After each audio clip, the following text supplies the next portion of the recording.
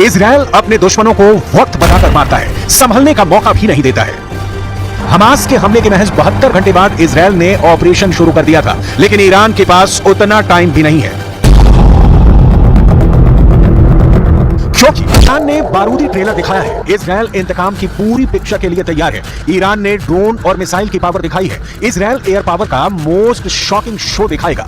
Iran ने Israel पर हमले की हिमाकत दिखाई है। इजराइल इंतकाम का इतिहास दोहराएगा। ये युद्ध अब किसी के रोके नहीं रोक सकता। ये बारूदी विध्वंस अब किसी के टाले नहीं टल सकता, क्योंकि ये युद्ध इजराइल के वजूद का है, क्योंकि ये युद्ध एक ऐसे मुल्क के खिलाफ है जिसे इजराइल का इस दुनिया में होना ही बर्दाश्त नहीं। सही समझ रहे हैं आप?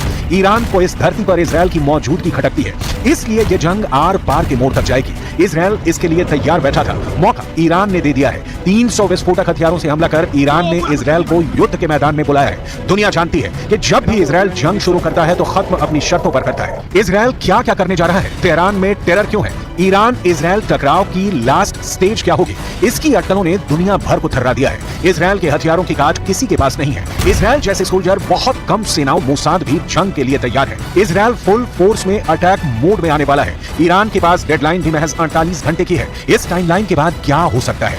दुनिया का सबसे घातक जंगी जेट माना जाने वाला ये made in America F-35 Israel के पास है। इजराइल इस मामले में ईरान से कोसों आगे है। ईरान के पास भले ही नंबर हो, लेकिन टेक्नोलॉजी और इंटेलिजेंस के फ्रंट पर इजराइल दुनिया में सबसे आगे है।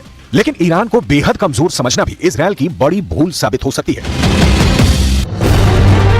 इसीलिए पश्चिमी देश, खासकर अमेरिका और इजराइल, इन्हें कभी खत्म नहीं कर पाए। हालांकि पश्चिमी देशों ने ईरान पर बहुत कड़े प्रतिबंध लगा रखे हैं। इसी वजह से ईरान टैंक और फाइटर जेट को डेवलप करने में खास सफल नहीं हो पाया। लेकिन ईरान की मिसाइल पावर बेजोड़ है। लेकिन इजराइल जब किसी दुश्मन पर अटैक करता है तो हर हथियार का इस्तेमाल करता है। हर हथियार मतलब हर हथियार। मुमकिन है कि ईरान से आर पार की नौबत आए तो इजराइल एटमी हथियारों के धमाके भी शुरू कर दे, क्योंकि ईरान से युद्ध में जीत पारंपरिक हथियारों के दम से हासिल होती नहीं दिख रही। कट्टर दुश्मन दोनों मुल्क आखिरी सांस तक जंग जीतने की कोशिश करेंगे। ऐसे में किसी भी वक्त परमाणु हथियारों का बटन दब सकते हैं। अगर ऐसा हुआ तो ये विश्व युद्ध का आगाज होगा, क्योंकि एक तरफ मुस्लिम वर्ल्ड की ताकत है तो दूसरी तरफ नाटो जैसे संगठन का पावर है। जाहिर है न्यूक्लियर युद्ध के खतरे को अब टाला नहीं जा सकता, क्योंकि इजराइल इंतकाम लेने के लिए कुख्यात है। इजराइल जब भी बदला लेता है तो एक नया इतिहास रचता है।